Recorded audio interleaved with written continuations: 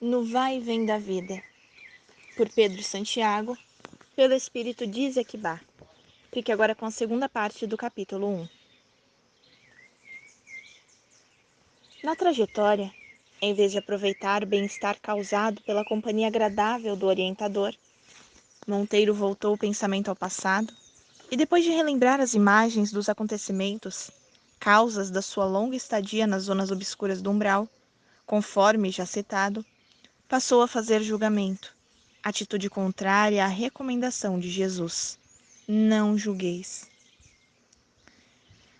Se existe realmente inferno, pensava ele, o sedutor deve se encontrar nas profundezas. Ora, foi ele que destruiu meu lar, minha felicidade. Elisa era muito pura e bondosa. Para chegar à pérfida traição, teria que ser influenciada a ponto de não poder mais reagir. E por isso não tive sequer a felicidade de apertar nos braços um filho, pois estávamos casados havia pouco tempo. Não me conformo com essa dor, que parece me matar a cada dia, a cada hora, a cada minuto. Mas infelizmente continuo vivo. Monteiro, se você não tentar recompor a sua mente e prosseguir julgando e alimentando resquícios de ódio, acabará inevitavelmente voltando para o mesmo local onde foi encontrado, advertiu o instrutor Aldo. Assustado com a reação do orientador, ele pensou: quem é essa figura que sabe até o que eu penso? Será que nem para os meus pensamentos tenho mais privacidade? Apesar de se defrontar constantemente com as imagens dos fatos que o conduziram ao desencarnar, a situação deprimente que experimentara até chegar ali, ele ainda não se dava conta de que as imagens criadas pelo pensamento não são percebidas apenas por quem as cria, mas também por outros espíritos que contam com essa condição, como no presente caso, o instrutor Aldo. Aproximaram-se da entrada de um prédio, mas o candidato à reencarnação parou de vez na porta e falou cismado: desculpe-me, mas eu não estou com vontade de entrar aqui. Bondoso e paciente, o instrutor segurou-o delicadamente pelo braço e explicou: apesar do livre-arbítrio, a situação momentânea apresenta como oportunidade apenas duas saídas: experimentar por alguns momentos o remédio, aparentemente amargo, ou continuar na condição de doente moral. Ele aqueceu, embora a contragosto. Antes, na sala de amplas proporções, onde se encontravam algumas dezenas de espíritos desencarnados, ouvindo explicações detalhadas de um expositor sobre a reencarnação, o instrutor Aldo sugeriu: sente-se e preste atenção ao que lhe diz. Ao vê-lo entrando no salão, o referido expositor fez uma pausa e falou em bom tom, acenando na direção do visitante: seja bem-vindo. O candidato à reencarnação fixou nele o olhar e recuou. Contrariado, em vez de se acomodar numa cadeira para ouvi-lo, conforme sugestão do instrutor, deu meia volta e saiu imediatamente da sala. Os demais espíritos não entenderam a atitude, aparentemente estranha, do visitante. Contudo, tanto o instrutor quanto o expositor conheciam os motivos que levaram Monteiro àquela desagradável reação, tanto que Aldo, paciente e bondoso, acompanhou-o, tentando acalmá-lo. É preciso coragem e humildade diante das situações de semelhante natureza. Não posso acreditar no que acabo de ver, interrompeu bruscamente e prosseguiu protestando. Isso é uma injustiça. Este lugar é também do jeito de lá na terra. Como pode uma pessoa de má conduta semelhante a esse aí desfrutar de privilégios? Que lugar é este para onde me trouxeram? Só assim posso ter a certeza de que não há justiça nem na terra e nem em lugar algum. Como denegri-lo tão impiedosamente sem sequer conhecê-lo? A fisionomia e a aversão que sinto por ele me acompanham como um fantasma a me perturbar. Vi-o muitas vezes em sonho, tentando se dirigir a mim, mas eu o repudiava como ainda agora o repudio. Não devo pedir a você o que ainda lhe falta, mas dentro do possível procure amenizar este sentimento, porque Sandro também sofreu muito até recuperar o equilíbrio e chegar à condição em que hoje se encontra. Saiba que esta rápida visita representa um item da sua primeira lição, porque para aproveitar toda ela, a convivência com ele durante um certo tempo será indispensável. Não se esqueça, conforme já falei, de que às vezes o que tomamos como verdade pode apenas se tratar de um engano. Monteiro não concordou. Contudo, silenciou por falta de argumento. Levo-o de volta, disse o instrutor. No trajeto, enquanto o candidato à reencarnação permanecia calado, o instrutor Aldo tentava ajudá-lo. Você terá tempo suficiente para digerir isso e chegar à melhor compreensão. Difícil, muito difícil, respondeu. Não é bom determinar dificuldades quando ainda sequer deu o primeiro passo para percorrer toda a trajetória. 2 semanas depois, tempo reservado para o candidato à reencarnação fazer alguma leitura útil e se refazer da impressão causada no encontro com Sandro, a quem imputava a culpabilidade da situação amarga que experimentava, encontrava-se descrente da realidade, o que não passou despercebido ao instrutor Aldo. É proveitoso que façamos hoje uma visita a um local onde certamente você poderá recolher entendimentos relativos à verdade e também ao engano, visto como verdade. Espero que não seja tão difícil como a primeira situação, que ainda agora não consigo estabelecer qualquer tipo de entendimento que me possa situar, embora já consiga aceitar que de uma forma ou de outra agi mal, o que me tira o direito de censurar o comportamento alheio. Isso pode ser considerado um bom sinal, o suficiente para um passo à frente, afirmou com ênfase o instrutor. Assim conversando, se deram conta de que se encontravam diante de uma edificação, a qual se destacava de tantas outras pela disposição das cores, que geravam formatos harmônicos de impressionante beleza. A edificação tinha a forma de um quadrilátero retangular, cujos lados eram divididos em vários compartimentos, e no centro, um grande pátio a céu aberto repleto de plantas ornamentais e flores diversas. Nunca imaginei ver algo assim tão belo. Difícil de descrever mesmo com todo o conhecimento que eu retivesse. Não mereço estar aqui, pois sei que não passo de um decaído, lamentou o candidato à reencarnação. Realinhe o seu pensamento e procure entender, Monteiro, que você não se encontra aqui na condição de turista, como ocorre no plano material. Contudo, mesmo não se tratando de um merecido passeio, nada impede de se deixar dominar momentaneamente pela emoção ante o belo. Mas logo a contemplação de Monteiro foi interrompida por um alarido vindo das 4 direções. Eram dezenas de crianças desencarnadas que saíam dos compartimentos, certamente para se divertirem entre a beleza das plantas e das flores. Sem compreender o que via, ele dirigiu um olhar interrogativo ao instrutor, que passou a explicar. São espíritos que tiveram a reencarnação precocemente interrompida.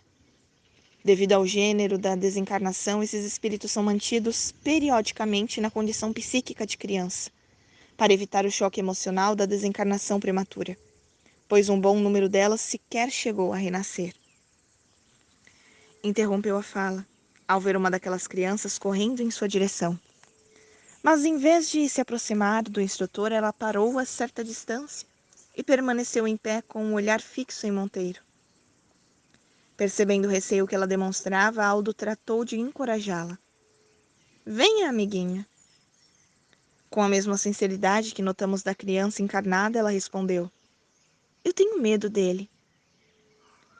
O instrutor, então, depois de recomendar a Monteiro que o esperasse ali mesmo, onde se encontrava, foi ao encontro da criança espiritual.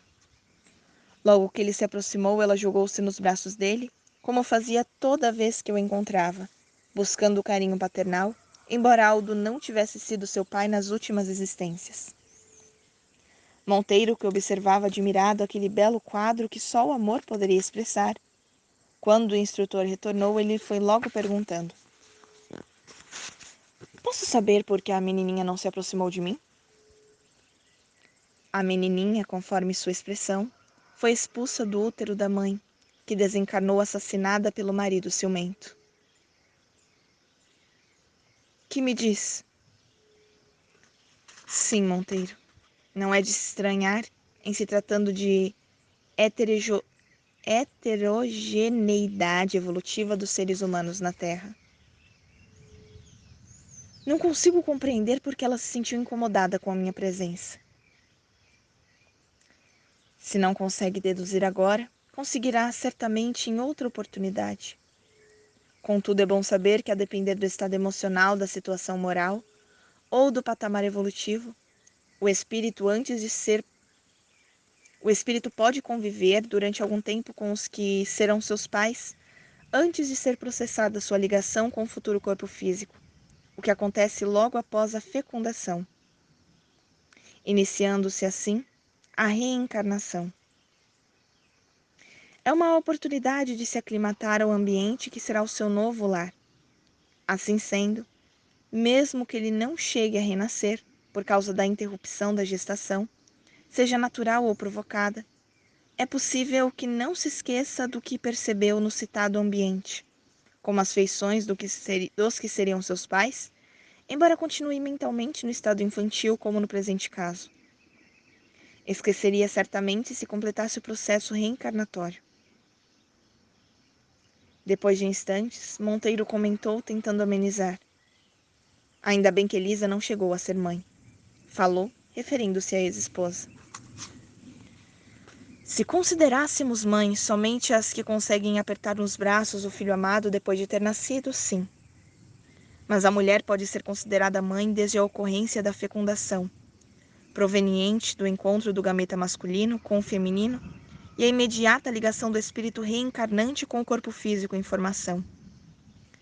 E quem lhe garante que Elisa não se encontrava nessa situação? Não, não.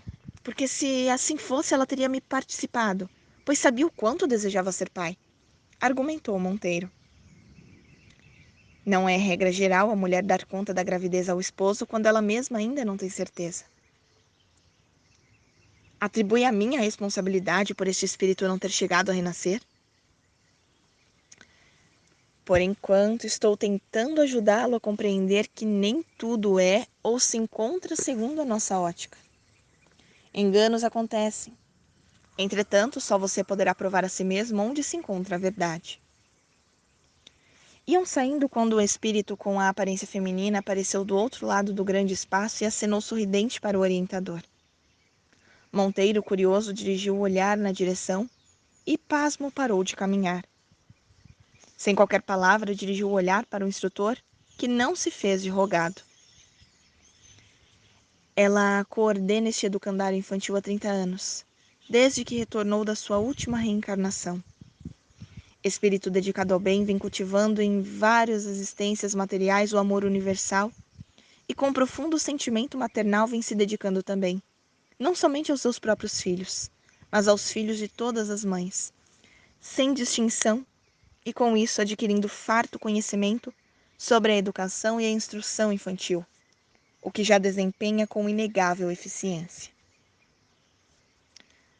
Por favor, tire-me daqui antes que eu passe a desacreditar no que os meus próprios olhos veem. Estou certo que conheço essa criatura. Lembro-me que lá mesmo, na cidade onde eu vivi, ela era vista por muitos como uma pessoa de má fama. Andava de porta em porta pedindo gêneros alimentícios e qualquer outro tipo de ajuda, segundo ela, para um grupo de crianças maltrapilhas, filhas de pais irresponsáveis que portavam vícios diversos. Pessoas de mau comportamento que envergonhavam a cidade. Essa mulher se misturava a essa gente e por isso mesmo muitas pessoas não a deixavam sequer aproximar-se da casa, como eu mesmo por várias vezes.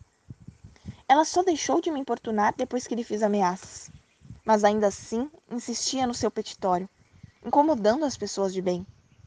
Andava mal vestida de tal maneira que as moças e as senhoras se afastavam dela, sempre que a viam pelas ruas da cidade.